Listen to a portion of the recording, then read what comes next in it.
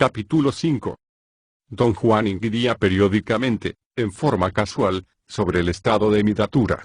En el año transcurrido desde que replanté la raíz, la planta se había convertido en un arbusto grande. Había dado semillas y las vainas de las semillas se habían secado. Y don Juan juzgó que era hora de que yo aprendiera algo más sobre la hierba del diablo. Domingo, 27 de enero, 1963. Don Juan me dio hoy la información preliminar sobre la segunda parte de la raíz de datura, el segundo paso en el aprendizaje de la tradición. Dijo que la segunda parte de la raíz era el verdadero principio del aprendizaje. En comparación con ella, la primera parte era juego de niños. Había que dominar la segunda parte, había que tomarla 20 veces por lo menos, dijo, antes de poder avanzar al tercer paso. ¿Qué hace la segunda parte?, pregunté. La segunda parte de la hierba del diablo se usa para ver. Con ella, un hombre puede remontarse por los aires y ver qué está pasando en cualquier sitio que escoja. ¿Puede en verdad un hombre volar por los aires, don Juan? ¿Por qué no? Como ya te dije, la hierba del diablo es para aquellos que buscan poder. El hombre que domina la segunda parte puede usar la hierba del diablo para ganar más poder haciendo cosas que nadie se imagina. ¿Qué clase de cosas, don Juan? No te lo puedo decir. Cada hombre es distinto. Lunes, 28 de enero, 1963. Si completas con bien el segundo paso, dijo don Juan, solo podré enseñarte otro paso más. Al ir aprendiendo sobre la hierba del diablo me di cuenta de que no era para mí, y ya no adelanté más en su camino. ¿Qué le hizo decidir en contra de ello, don Juan? La hierba del diablo estuvo a punto de matarme todas las veces que traté de usarla.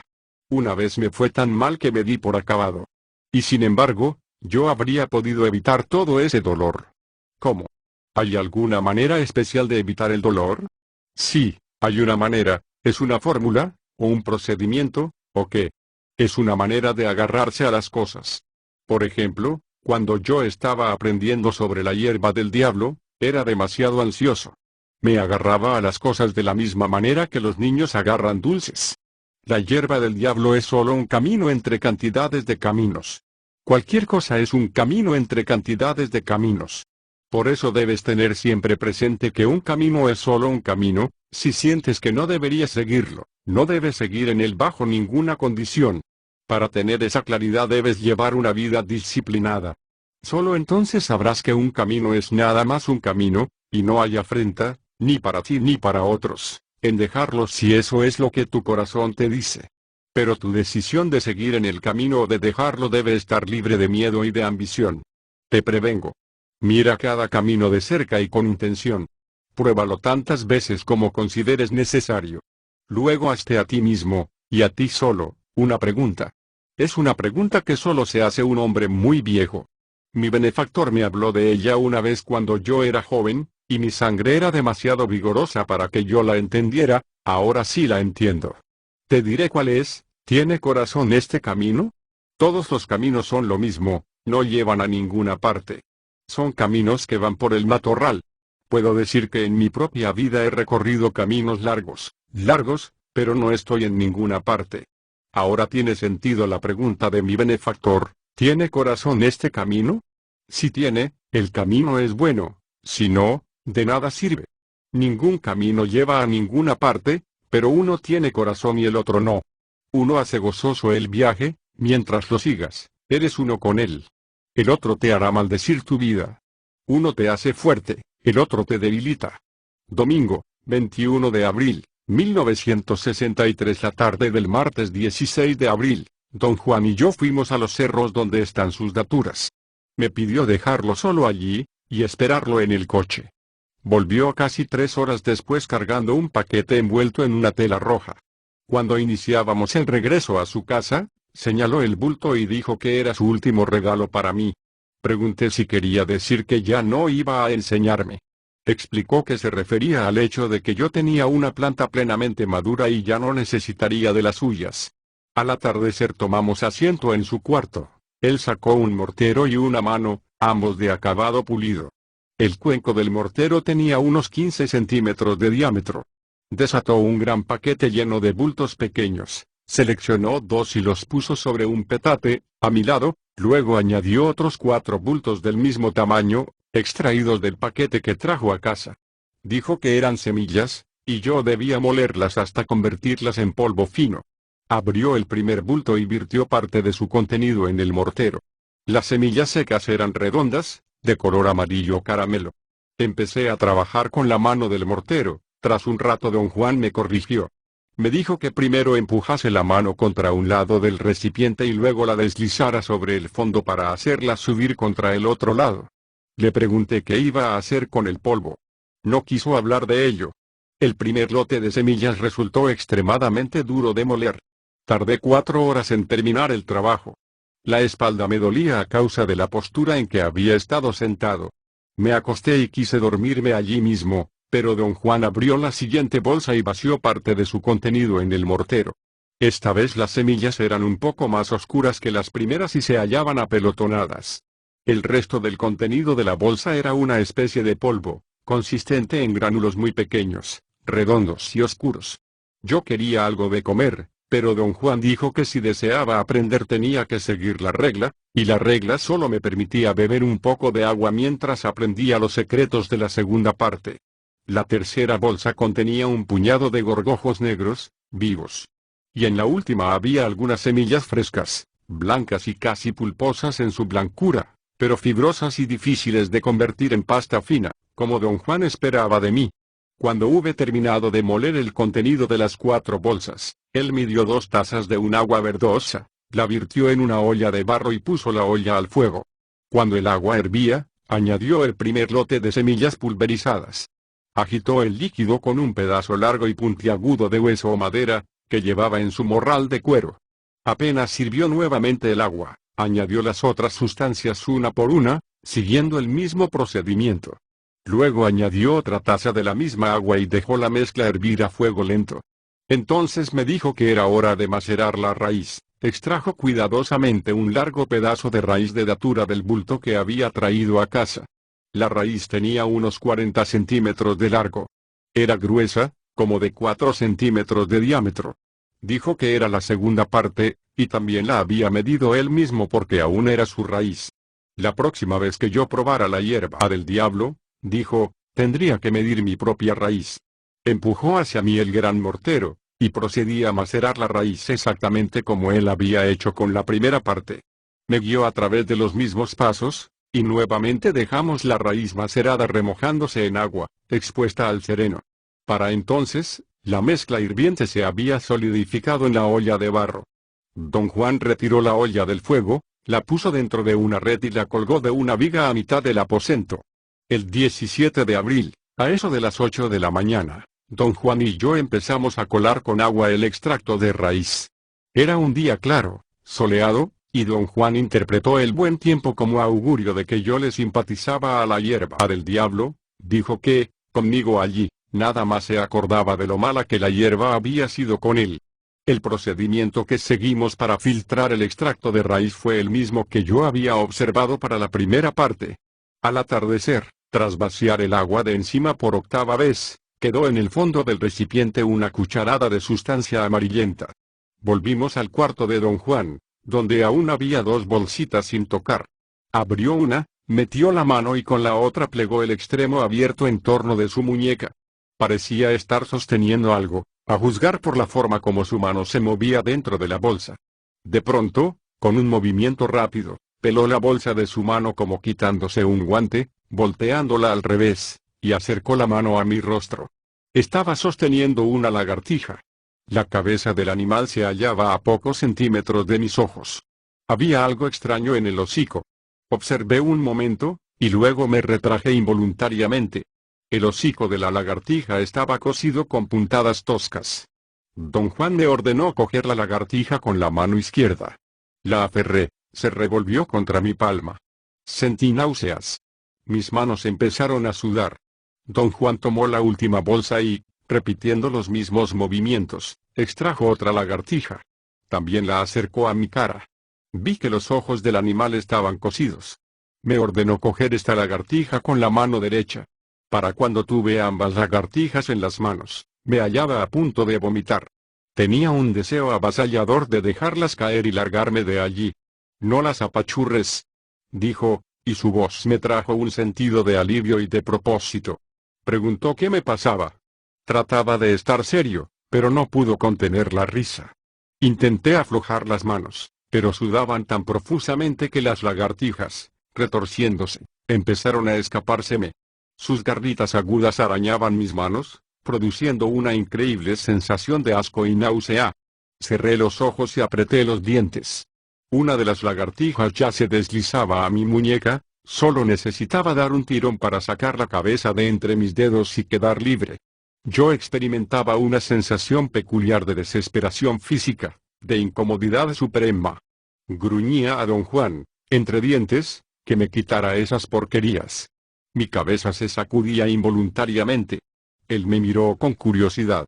Gruñí como un oso, sacudiendo el cuerpo. Don Juan echó las lagartijas en sus bolsas y empezó a reír. Yo quería reír también, pero tenía el estómago revuelto. Me acosté. Le expliqué que lo que me había afectado era la sensación de las garras en mis palmas. Él dijo que muchas cosas podían volver loco a un hombre, sobre todo si no tenía la decisión, el propósito necesario para aprender, pero cuando un hombre poseía una intención clara y recia, los sentimientos no resultaban en modo alguno un obstáculo, pues era capaz de controlarlos. Don Juan esperó un rato y entonces, repitiendo los mismos movimientos, me entregó de nuevo las lagartijas. Me dijo que alzara sus cabezas y las frotara suavemente contra mis sienes, mientras les preguntaba cualquier cosa que quisiera saber. Al principio no comprendí qué deseaba de mí. Me dijo otra vez que preguntara a las lagartijas cualquier cosa que yo no pudiese averiguar por mí mismo. Me dio toda una serie de ejemplos. Podía yo descubrir cosas sobre personas que por lo común no veía, o sobre objetos perdidos, o sobre sitios que no conociera. Entonces advertí que se refería a la adivinación. Me puse muy excitado. Mi corazón empezó a latir con fuerza. Sentí que perdía el aliento. Me advirtió que esta primera vez no preguntara sobre asuntos personales, dijo que mejor pensara en algo que no tuviese nada que ver conmigo. Debería pensar rápidamente y con claridad, porque no habría modo de revocar mis pensamientos. Traté frenéticamente de pensar en algo que deseara saber. Don Juan me instaba con imperiosidad, y quedé atónito al darme cuenta de que no podía pensar nada que quisiese preguntar a las lagartijas. Tras una espera penosamente larga, se me ocurrió algo. Tiempo antes, habían robado un buen número de libros de un salón de lectura. No era un asunto personal, y sin embargo me interesaba. Yo no tenía ideas preconcebidas acerca de la identidad de la persona, o personas, que habían tomado los libros. Froté las lagartijas contra mis sienes, preguntándoles quién era el ladrón. Tras un rato, don Juan metió las lagartijas en las bolsas y dijo que no había ningún secreto profundo con respecto a la raíz ni a la pasta. La pasta se hacía para dar dirección, la raíz aclaraba las cosas. Pero el verdadero misterio eran las lagartijas. Ellas eran el secreto de toda la brujería de la segunda parte, dijo don Juan. Le pregunté si eran un tipo especial de lagartijas. Respondió que sí lo eran. Tenían que venir de la zona de la propia planta de uno, tenían que ser amigas de uno. Y para trabar amistad con las lagartijas, había que cultivarla un largo período. Había que desarrollar una fuerte amistad con ellas dándoles comida y hablándoles con bondad. Pregunté por qué era tan importante su amistad. Don Juan dijo que las lagartijas solo se dejan capturar si conocen al hombre, y quien tomara en serio la hierba del diablo debía tratar con seriedad a las lagartijas. Dijo que, como regla, las lagartijas debían cogerse después de que la pasta y la raíz estuvieran preparadas. Debían cogerse al atardecer. Si uno no estaba en confianza con las lagartijas, dijo, podía pasarse días tratando, sin éxito, de cogerlas, y la pasta solo duraba un día. Luego me dio una larga serie de instrucciones concernientes al procedimiento a seguir una vez capturadas las lagartijas. Una vez que hayas cogido a las lagartijas, ponlas en bolsas separadas. Luego saca a la primera y háblale. Discúlpate por causarle dolor y ruégale que te ayude. Y cósele la boca con una aguja de madera. Haz la costura con fibras de ágave y una espina de cholla. Aprieta bien las puntadas. Luego dile las mismas cosas a la otra lagartija y cósele los párpados. A la hora en que la noche empiece a caer estarás listo. Toma la lagartija de la boca cocida y explícale el asunto del que quieres saber. Pídele que vaya a ver por ti. Dile que tuviste que coserle la boca para que se apure a volver y no hable con nadie más. Déjala revolcarse en la pasta después de que se la embarres en la cabeza, luego ponla en el suelo. Si toma la dirección de tu buena fortuna, la brujería saldrá bien y fácil. Si agarra la dirección contraria, saldrá mal. Si la lagartija se acerca a ti, hacia el sur, puedes esperar mejor suerte que de costumbre, pero si se aleja de ti, hacia el norte, la brujería será terriblemente difícil, puedes hasta morir. De modo que, si se aleja de ti, estás a tiempo de rajarte. A estas alturas puedes tomar la decisión de rajarte. Si te rajas, perderás tu autoridad sobre las lagartijas, pero mejor eso que perder la vida. O también puede ser que decidas seguir con la brujería a pesar de mi advertencia. En ese caso, el paso siguiente es tomar la otra lagartija y decirle que escuche el relato de su hermana y luego te lo describa. Pero ¿cómo puede la lagartija de la boca cocida decirme lo que ve? ¿No se le cosió la boca para que no hablara? Coserle la boca le impide contar su relato a los extraños. La gente dice que las lagartijas son platicadoras, en cualquier parte se paran a platicar. Bueno, el paso siguiente es embarrarle la pasta atrás de la cabeza, y luego frotar la cabeza de la lagartija contra tu sien izquierda, sin que la pasta toque el centro de tu frente. Al comienzo del aprendizaje, es buena idea enlazar a la lagartija por en medio, con un cordón, y amarrártela al hombro derecho. Así no la pierdes ni la lastimas. Pero conforme progresas y te vas familiarizando con el poder de la hierba del diablo, las lagartijas aprenden a obedecer tus órdenes y se quedan trepadas en tu hombro. Después que te hayas untado pasta en la sien derecha, con la lagartija, mete en la olla los dedos de las dos manos, úntate la pasta primero en las sienes y luego extiéndela bien sobre ambos lados de tu cabeza. La pasta se seca muy rápido, y puede aplicarse tantas veces como sea necesario. Cada vez, empieza por usar primero la cabeza de la lagartija y después tus dedos. Tarde o temprano la lagartija que fue a ver regresa y le cuenta a su hermana todo el viaje, y la lagartija ciega te lo describe como si fueras de su especie. Cuando la brujería esté terminada, pon a la lagartija en el suelo y déjala ir, pero no mires a dónde va. Escarba con las manos un agujero hondo y entierra en él todo lo que usaste. Alrededor de las 6 p.m., don Juan recogió del recipiente el extracto de raíz, depositándolo sobre un trozo liso de pizarra. Había menos de una cucharadita de almidón amarillo. Puso la mitad en una taza y añadió agua amarillenta. Dio vueltas a la taza para disolver la sustancia. Me entregó la taza y me dijo que bebiera la mezcla. Era insípida, pero dejó en mi boca un sabor levemente amargo. El agua estaba demasiado caliente y eso me molestó. Mi corazón empezó a golpear a prisa, pero pronto me tranquilicé de nuevo. Don Juan trajo la olla de la pasta. Esta parecía sólida y tenía una superficie reluciente. Quise penetrar la costra con el dedo, pero don Juan saltó hacia mí y apartó mi mano de la olla. Se molestó mucho, dijo que era mucho descuido de mi parte el tratar de hacer eso, y que si yo de veras quería aprender no había necesidad de ser descuidado. Eso era poder, dijo señalando la pasta, y nadie sabía qué clase de poder era en realidad. Era suficiente injuria, ya que nos metiéramos con él para nuestros propios fines, algo que no podemos evitar porque somos hombres, dijo, pero al menos había que tratarlo con el debido respeto. La mezcla semejaba a avena cocida. Al parecer tenía almidón suficiente para darle esa consistencia. Don Juan me pidió traer las bolsas con las lagartijas. Tomó la lagartija del hocico cocido y me la entregó cuidadosamente. Me hizo cogerla con la mano izquierda y me dijo que tomara con el dedo un poco de pasta y lo frotara en la cabeza de la lagartija y luego pusiera a la lagartija en la olla y la sostuviera allí hasta que la pasta cubriese todo su cuerpo. Luego me indicó sacar a la lagartija de la olla. Recogió la olla y me guió a una zona rocosa no demasiado lejos de su casa. Señaló una gran roca y me dijo que me sentara frente a ella, como si fuera mi datura, y, sosteniendo la lagartija frente a mi rostro, le explicara nuevamente lo que deseaba saber y le rogara ir a buscarme la respuesta. Me aconsejó decir a la lagartija que sentía haber tenido que causarle molestias, y prometerle que a cambio sería bueno con todas las lagartijas. Y luego me indicó sostenerla entre los dedos tercero y cuarto de mi mano izquierda, donde una vez él hizo un corte, y bailar alrededor de la roca haciendo exactamente lo que había hecho al replantar la raíz de la hierba del diablo. Me preguntó si recordaba cuánto había hecho entonces. Dije que sí. Subrayó que todo tenía que ser exactamente igual, y que si no me acordaba debía esperar hasta que todo se hallase claro en mi memoria. Me advirtió con gran apremio que si actuaba en forma precipitada, sin deliberar, me haría daño a mí mismo. Su última indicación fue que yo pusiera en tierra a la lagartija del hocico cocido y observara hacia dónde se iba, para poder determinar el resultado de la experiencia. Dijo que no debía yo apartar los ojos de la lagartija ni por un instante, pues una treta común de las lagartijas era distraerlo a uno y luego salir corriendo.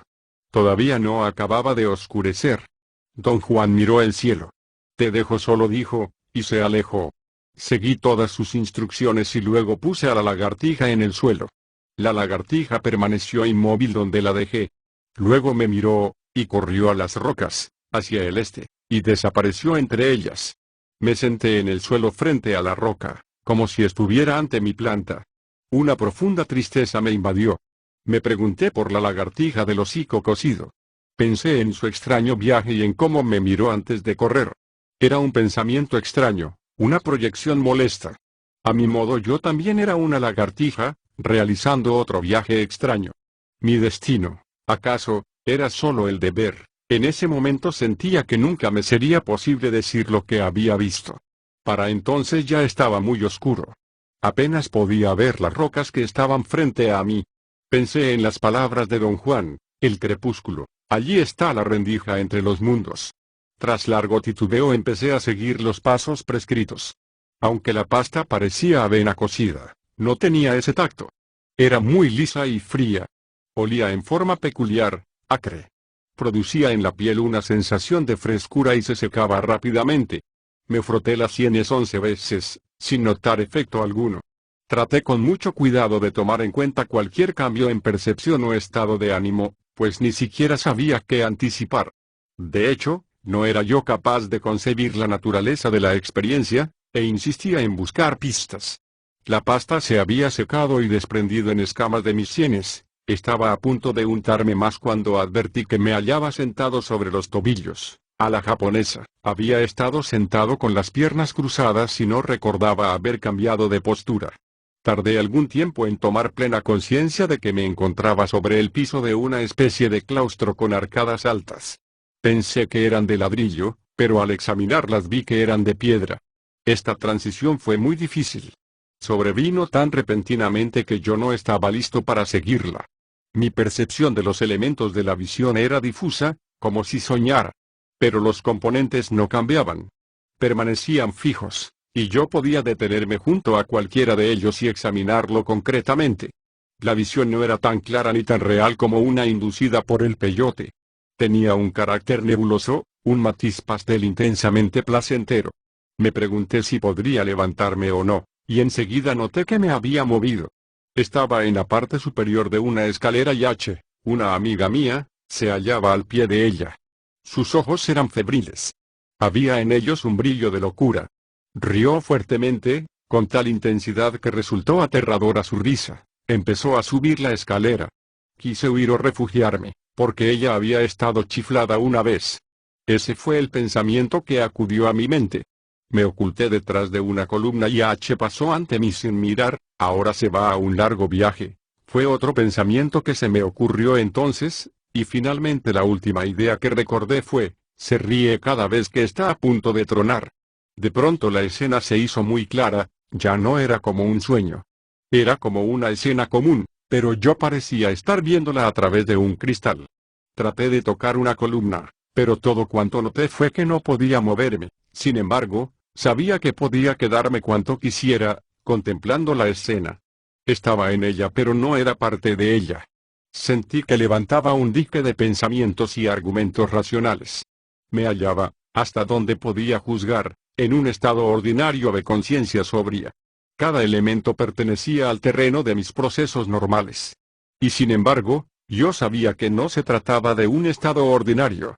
La escena cambió súbitamente. Era de noche. Me encontraba en el vestíbulo de un edificio. La oscuridad dentro del edificio me hizo consciente de que en la escena anterior la luz del sol tenía una hermosa claridad. Pero había sido algo tan común que en ese momento no lo advertí. Al seguir mirando la nueva visión, vi a un joven salir de un cuarto con una mochila grande sobre los hombros. No sabía yo quién era, aunque lo había visto una o dos veces. Pasó frente a mí y descendió las escaleras. Para entonces yo había olvidado mi aprensión, mis dilemas racionales. ¿Quién es ese tipo? Pensé.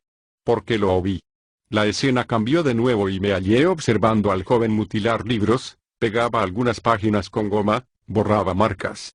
Luego lo vi acomodar los libros con cuidado en una caja de madera. Había una pila de cajas. No estaban en su cuarto sino en algún almacén. Otras imágenes acudieron a mi mente, pero no estaban claras. La escena se hizo nebulosa. Tuve la sensación de girar. Don Juan me sacudió por los hombros y desperté. Me ayudó a levantarme y caminamos de regreso a su casa. Habían pasado 3 horas y media desde el momento en que empecé a untar la pasta en mis sienes hasta la hora en que desperté, pero el estado visionario no pudo haber durado más de 10 minutos. Yo no sentía ningún mal efecto, solo hambre y sueño. Jueves, 18 de abril, 1963. Don Juan me pidió anoche describir mi reciente experiencia, pero yo estaba demasiado adormecido para hablar de ella. No podía concentrarme. Hoy, apenas desperté, repitió su petición. ¿Quién te dijo que esta muchacha había estado chiflada? Preguntó cuando terminé mi historia. Nadie. Fue solo uno de los pensamientos que tuve. ¿Crees que eran tus pensamientos? Le dije que eran mis pensamientos, aunque yo no tenía motivo para pensar que hubiese estado enferma. Eran pensamientos extraños. Parecían brotar en mi mente surgidos de ninguna parte. Don Juan me miró inquisitivo. Le pregunté si no me creía, rió y dijo que mi costumbre era ser descuidado con mis actos. ¿Qué hice mal, don Juan?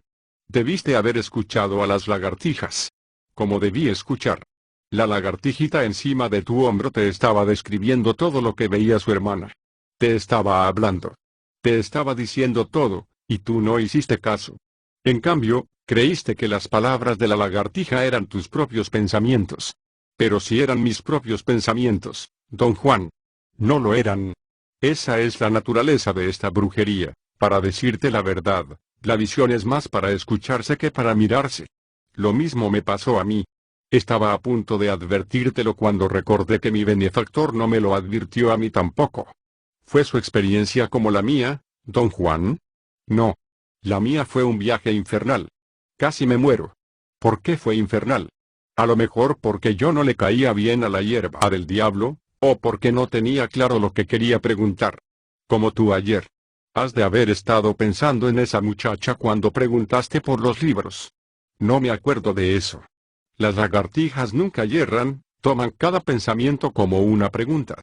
La lagartija volvió y te dijo cosas de que nadie podrá entender jamás, porque ni siquiera tú sabes cuáles eran tus pensamientos.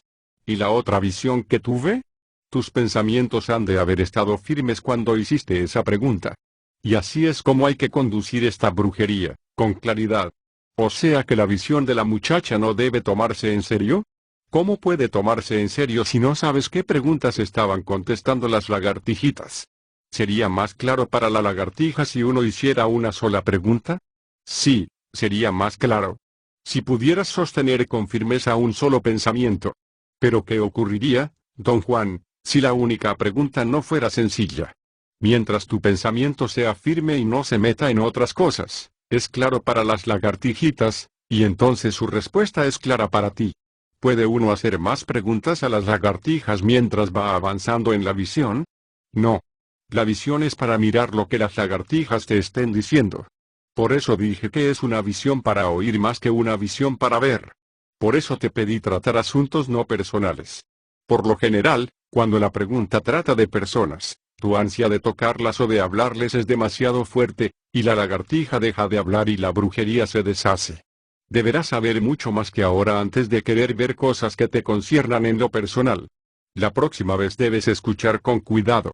Estoy seguro de que las lagartijitas te dijeron muchas cosas, pero no estabas escuchando.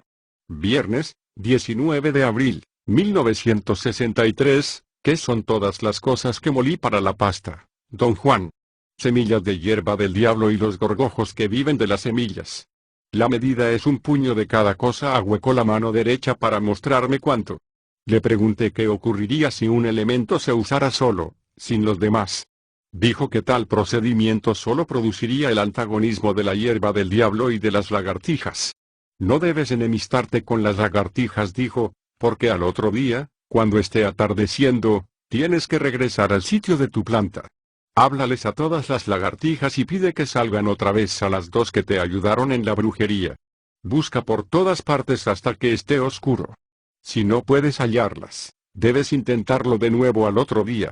Si eres fuerte hallarás a las 2, y entonces tendrás que comértelas allí mismo. Y tendrás por siempre la facultad de ver lo desconocido. Ya nunca necesitarás coger lagartijas para practicar esta brujería. Vivirán dentro de ti desde entonces. ¿Qué hago si nada más encuentro una? Si nada más encuentras una, debes dejarla ir al final de tu búsqueda.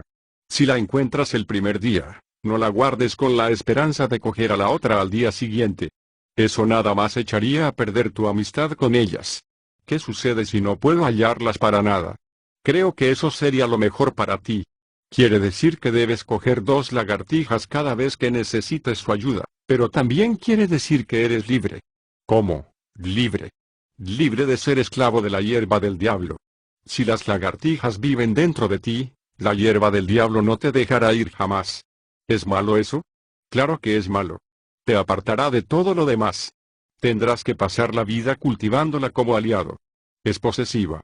Una vez que te domina, solo hay un camino a seguir, el suyo. ¿Y si hallo muertas a las lagartijas? Si hallas muerta a una o a las 2, no debes tratar de hacer esta brujería durante un tiempo. Déjala descansar un rato. Creo que solo esto necesito decirte, lo que te he dicho es la regla. Cada vez que practiques por tu cuenta esta brujería, debes sentarte frente a tu planta y seguir todos los pasos que te he descrito. Otra cosa, no debes comer ni beber hasta que la brujería esté terminada.